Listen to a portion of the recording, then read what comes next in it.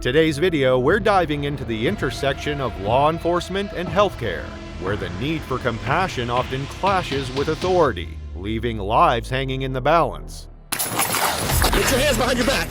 Get your hands behind your back. Hands behind your back. Hands behind your back. This is when a good cop stops the other bad cop. Emergency for my wife and her unborn baby. That's why we're calling fire rescue. From shocking hospital arrests to tragic medical neglect, today's stories reveal the harrowing consequences of misplaced priorities.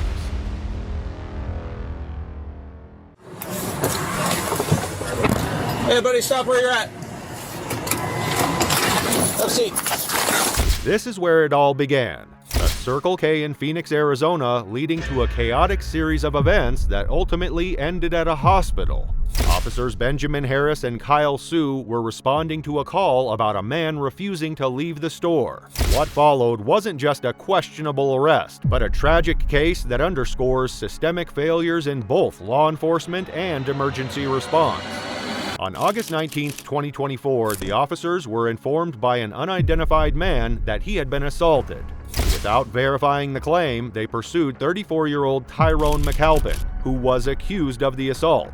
Tyrone, a deaf victim with cerebral palsy, couldn't explain his side of the story, and surveillance footage from the store, which was reviewed later, would reveal that the accusations were unfounded.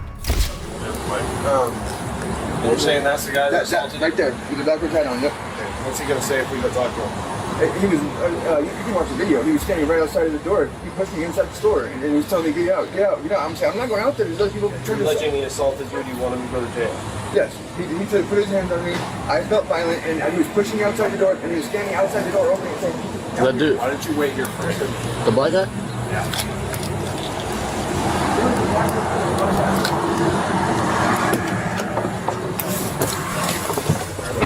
Hey, buddy, stop where you're at. Have a seat.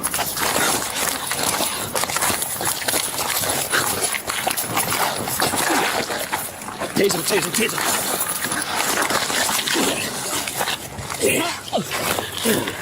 Get your hands behind your back. Get your hands behind your back. Get your hands behind your back, asshole. Get your hands behind your back.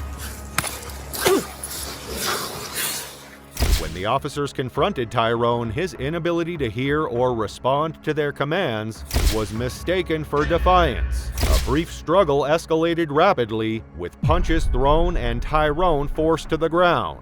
After subduing Tyrone, the officers transported him to a nearby hospital to address injuries sustained during the arrest. But instead of receiving immediate care, the situation deteriorated further. Miscommunication between law enforcement and hospital staff, combined with Tyrone's medical condition, turned what should have been a moment of intervention into one of neglect. Taking the man's accusations at face value, the officers pursue Tyrone, who was walking across the parking lot of a nearby dollar store. What they didn't know, or chose not to notice, was that Tyrone was deaf. The struggle lasted only 6 seconds, but for Tyrone, the consequences would linger. After subduing him, officers arrested Tyrone on charges of aggravated assault and resisting arrest. What's missing here is context and accountability. After Tyrone's arrest, the story takes a deeper turn. While officers continued their investigation, they began uncovering cracks in the original claim. Back at the Circle K, store employees revealed critical details. The man who accused Tyrone of assault had actually been involved in a fight the night before. His credibility unraveled as employees confirmed his story didn't hold up, casting serious doubt on the justification for the arrest. It was somebody in the parking lot. The white dude. The white dude got into it with somebody in the parking lot. That person hit him in the face and busted his face open. So he bled. The one that made the complaint today. Yeah, because we could see when she showed up, you could see the blood on his clothes. Okay, that was from last night. Yeah, okay. Okay, because the one with the black guy today, they didn't even fight. I don't even think that he threw a punch. They were doing the boxing stuff? But they never did make contact. No, that they didn't. I'm telling you, we were all standing right here. The guy told him to leave. Like, we were telling him to leave, the white guy wouldn't listen. At all. Right, that's what she was telling me. Wouldn't listen. So then the black guy was like, hey man, leave. What started as a routine call was now exposing a web of false accusations and hasty decisions, leaving one question: how much damage had already been done?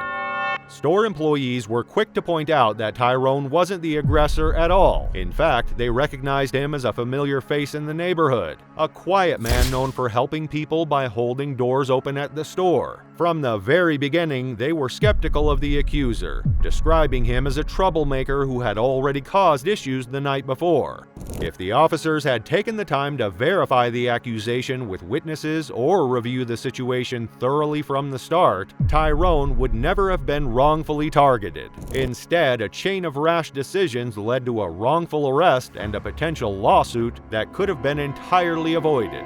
The raw footage reveals a critical question: how often do police fail to verify information before taking action? For Tyrone, the officers' decisions that day led to severe injuries and a national outcry. This case serves as a reminder: without cameras, stories like Tyrone's might never see the light of day. Yet, even with footage, the road to justice remains long and uncertain. How many others have suffered in silence? Our next story takes us from one man's silent struggle to a family's desperate race against time. When a husband's priority is saving his wife and unborn child, how far should police go to enforce the rules? From the silence of injustice to the chaos of a life-or-death situation, our next story takes us to a highway in Tennessee. When a family's desperate plea for help collided with an officer's rigid adherence to the rules, what followed was a harrowing moment caught on body cam. This is Kevin, a father-to-be, caught between saving his family and facing the consequences of speeding to the hospital. His pregnant wife needed medical attention for a prior accident and was in signs of distress. Instead of helping, Kevin encountered a traffic stop that would escalate into an unnecessary ordeal. On July 8, 2023, Kevin was exceeding the speed limit, trying to get his wife to a nearby hospital in Nashville. It should have been a straightforward case of urgency, but it wasn't. Officer Andrew Coleman pulled them over, citing reckless driving. But was it really reckless? CCTV footage tells a different story. Kevin kindly honked at the officers 20 seconds after they were blocking the driveway to the emergency room, a desperate attempt to get through. Instead of responding with understanding, Officer Andrews seemed to be more concerned with asserting his authority than addressing the life-threatening situation unfolding before him. Let me have your license. I'm asking for your supervisor. Call your supervisor. Can I have Call your your license? supervisor. Let me have your license. Call your supervisor. Let me have your Call your supervisor. What am I being pulled over for? Let me have your license. To ask my license, I have to commit a fucking crime or a traffic infraction. I honked at you because you're blocking the way with your car, Let me have talking your to license. the other. Let me have your No. license. Let me have No. your license. I'll put it back in my pocket.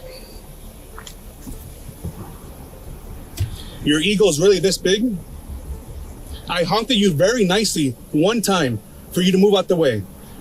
He wants to continue. I have an emergency. That's why I'm at the emergency room for my wife. Okay, we're gonna if you need emergency help, that's one thing. I already told you that. Okay. That's the first thing I told you when I opened this window. No. First of all, The first thing I told you. No, I don't want to get no first of all. You either let me go so you know my emergency, turn your car or you off. call your supervisor. Turn your car off. Turn your car off. I don't need to turn my car off. Turn your car off. Call your supervisor. Turn your car off. Turn your car off. Here. Get out the car. Get out the car. Get out the car. Stand over there.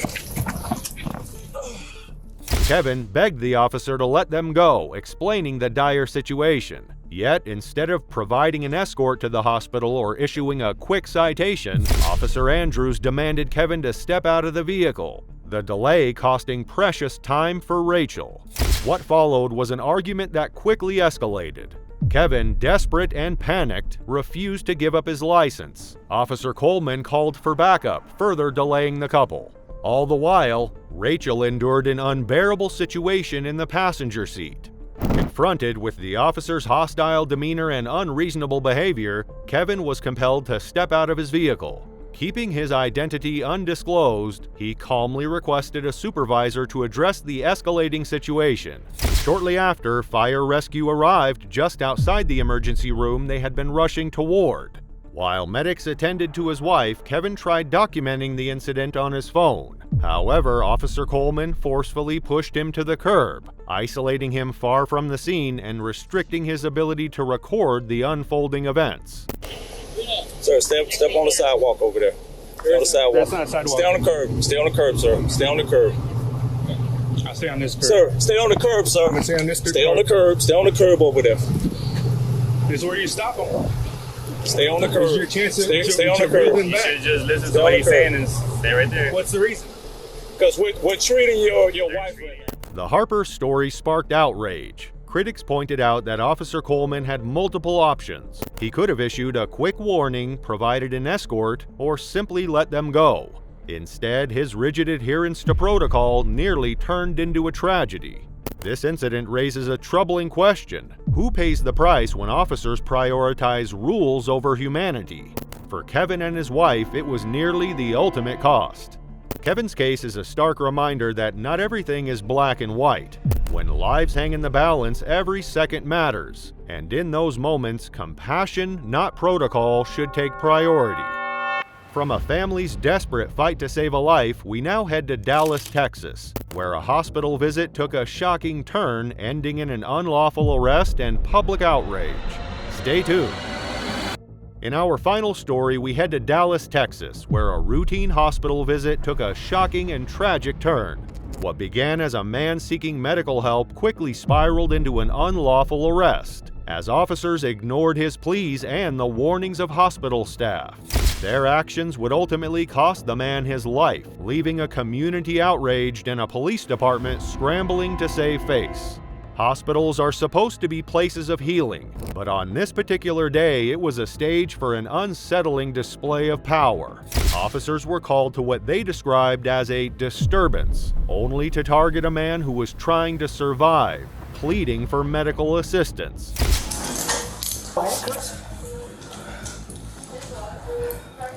Water! Okay, man. Sit up. I'm trying to take this pair off. Sit up.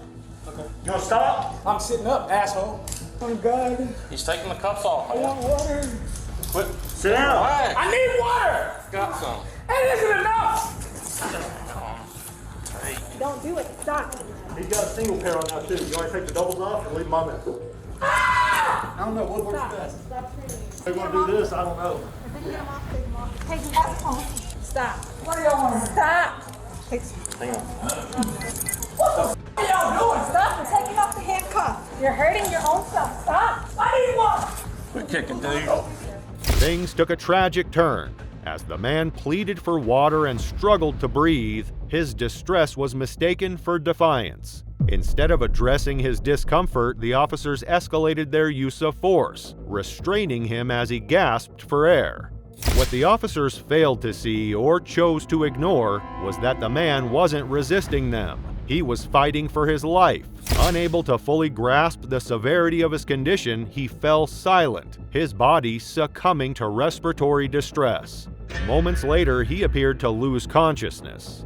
It was then that the hospital staff sprang into action. When they rushed to check his vitals, their initial hesitation gave way to panic. The room grew tense when they realized the man had no pulse. Despite their frantic efforts to save his life, it was too late. The man had gone into cardiac arrest.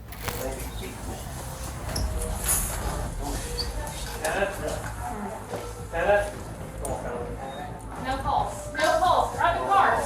Start compression. That's the heart that I need.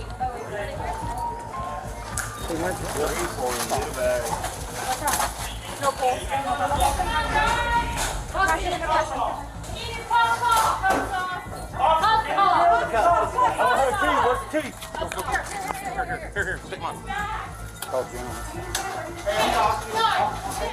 The officers sworn to protect and preserve life had failed in the most devastating way. But they weren't alone in this failure. The hesitation of trained medical staff who waited until it was too late compounded the tragedy. This incident serves as a heartbreaking reminder of the misuse of authority. A man walked into a hospital seeking help, but he left in a body bag. Cries ignored until it was too late by both those in uniform and those in scrubs. Don't forget to like and subscribe to our channel for more interesting cases.